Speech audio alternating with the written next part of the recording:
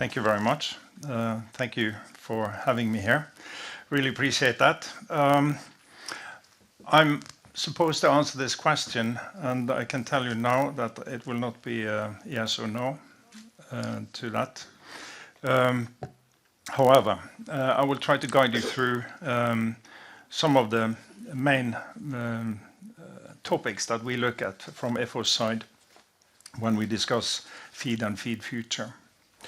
I will start first with a bit of history and looks into the future with the trajectory of fish production and also historical feed use. And then move on to changes in feed design, ingredient strategies, and then wrap up with IFFO's view on how the feed value chain needs to work for the future. By the end of the session, my goal is that you will bring home some new insights, knowledge about ingredients and in particular marine ingredients, and how that can contribute also in the future to a steady growth of aquaculture so that we have more healthy food, not just more food.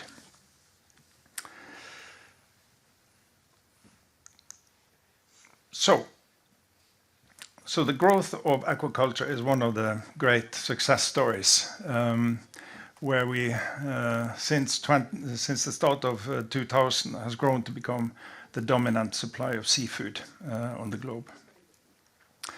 And it was initially stated when we saw this growth starting that this growth could only occur with the expansion, and some said also that with the demise of wild fish capture.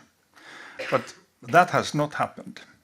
FAO clearly shows that despite booming aquaculture growth, global fisheries capture has remained constant since the 1990s.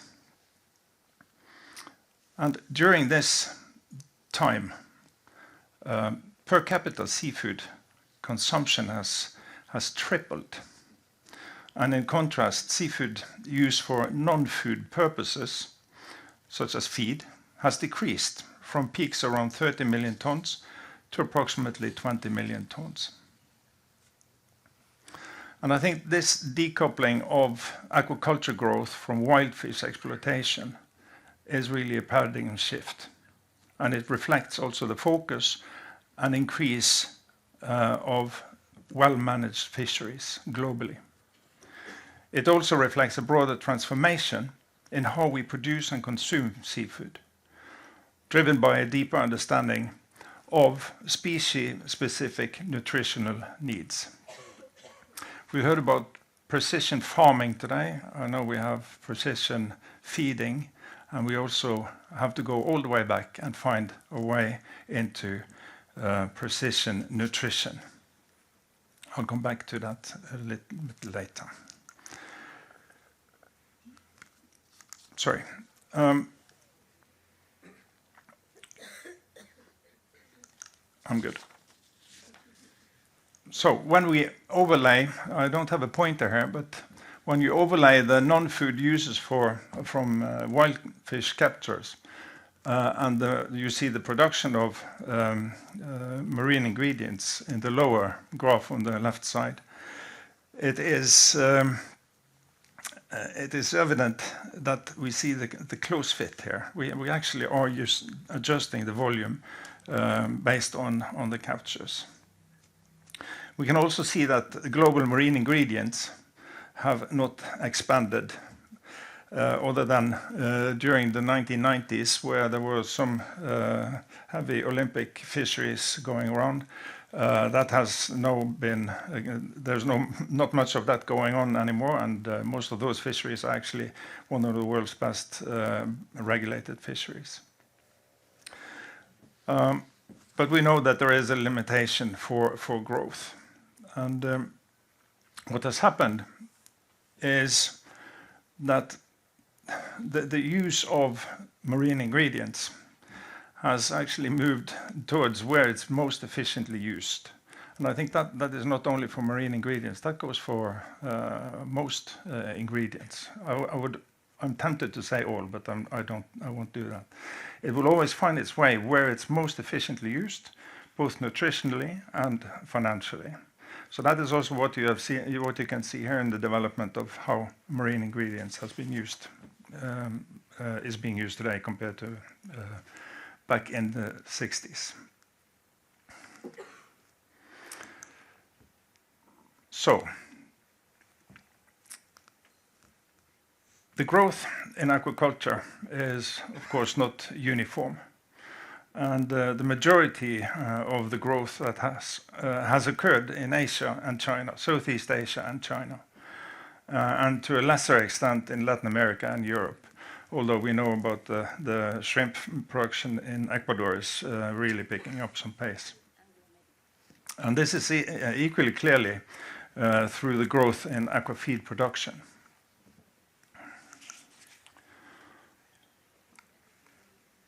And this is, of course, not very scientific, but we all know that aquaculture is not one species. So when we talk about aquaculture and feed, it's so many different things.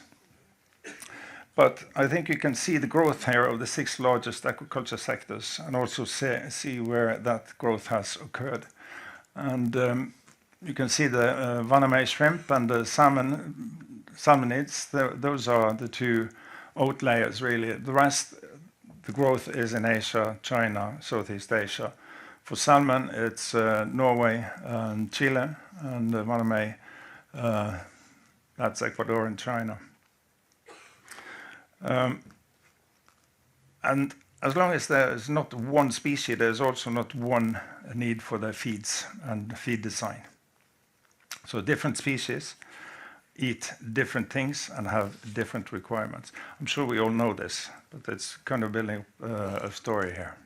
And this is how it looks in the big picture.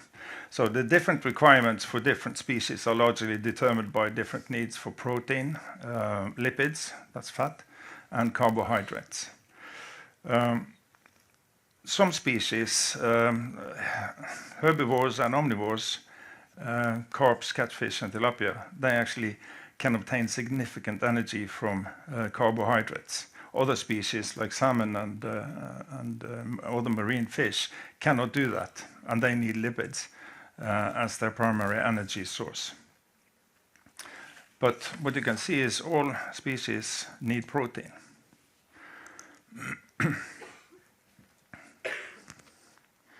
So when we look at the development of ingredients since 2000 up till today, you can see that in 2000, almost 25% of the feed was covered by marine ingredients.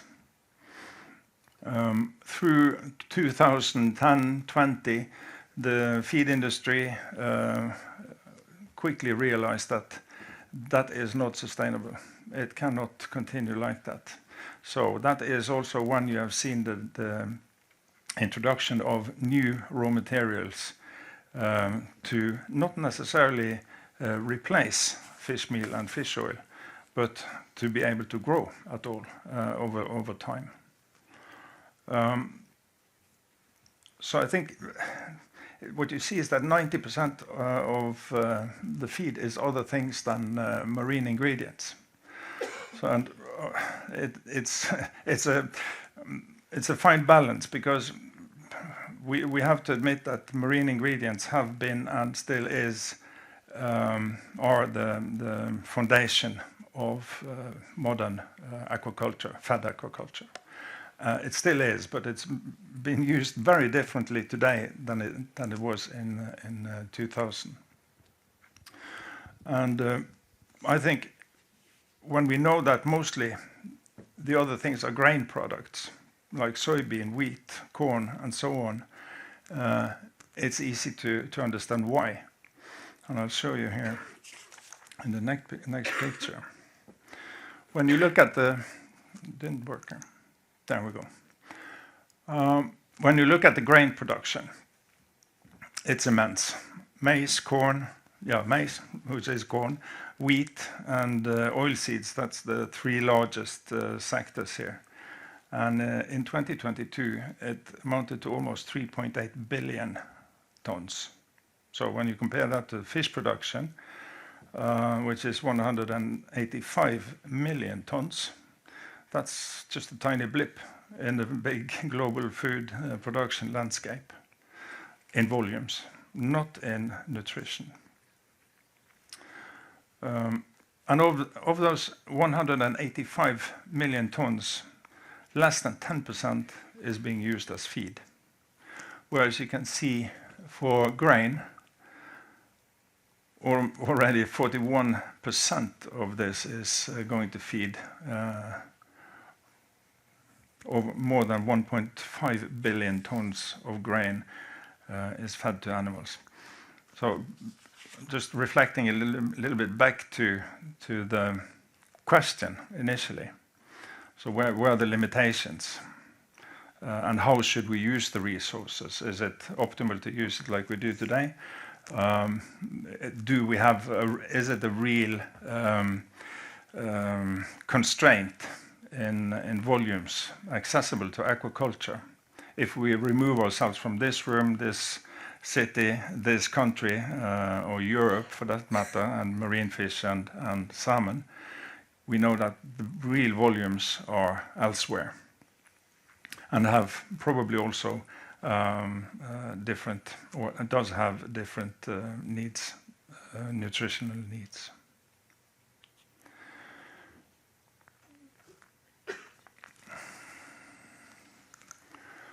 So,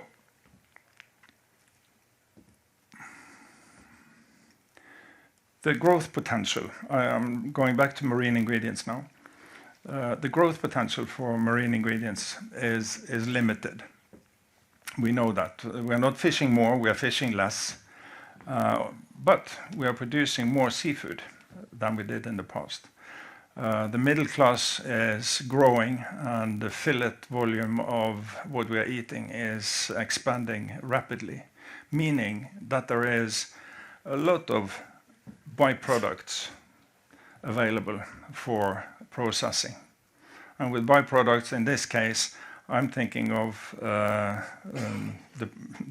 offcuts from processing of both wild fish and also aquaculture.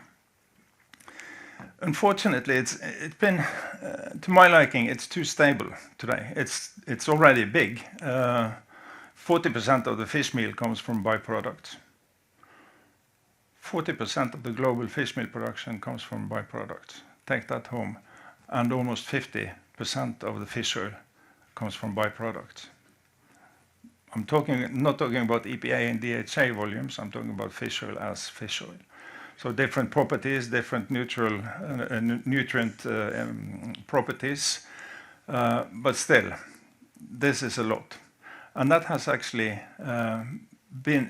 made it possible to have a stable supply of 6 million tons of marine ingredients for the past 10 years at least. So where is the growth potential? I think that lies in the supply chain. It lies in the supply chain and in collaboration to set rigid, solid, cold supply chains for byproducts globally. There's a huge potential there. So, what am I actually saying? I mentioned precision nutrition, and I think that is the future. Marine ingredients have gone from being a commodity to now being a strategic ingredient. That has been really important in how the feed companies and how the farmers are setting up their farming feeding strategies. I'm sure that goes for a lot of other ingredients as well in how we set the compound of the aquafeed. But regardless of which ingredient we base the feeds on, all ingredients have strengths and weaknesses, but also opportunities and threats. And unfortunately, there is no such thing as the perfect ingredient. Although I would like to say that it is marine ingredients, it may have been in the early start when we didn't know how to handle everything else and how to build the compound. But today, obviously, there's always trade-offs, whether it's LCA or if it's nutritional. Nothing is perfect in one each ingredient. But when you understand the positive and the negatives of each of the ingredients, it is really possible to increase the adaptability. And that is where I think most of the feed companies are coming a long way already on this. This is not a technological presentation, but I come from the feed industry, and that is really high-tech. Already in 2018 when I left, it was, and it still is, I'm sure, deep into these discussions. So I think also what we need to see is complementarity. I've heard collaboration a couple of times today. It's not as often as I usually hear it in conferences like this. But I think at some point we need to really sit down and say, okay, where are the critical items that we need to address? Norway have a big initiative started. You mentioned it. We want to grow 5 times. I think globally we see that we need to grow 1 time extra. We need to go from 50 to 100 within 2050. So I think we need to be realistic, we need to be ambitious, and we need to be able to collaborate. And I think in the end, it's really a question. We need to have a setup where everything that we put together needs to be bigger than the sum of what we put together. I think that is really the key, and it's possible. And many are doing it today. But in a global perspective, it will take a lot of efforts. And I think, I can't really answer the question, I notice, but for me, it's really that we need all options on the table. And there's no ingredient that will stop the development. It's only us and our ability to look for how to develop something new from what we already know. So with that, I will thank you for your attention, and I'm happy to take any questions. Thank you.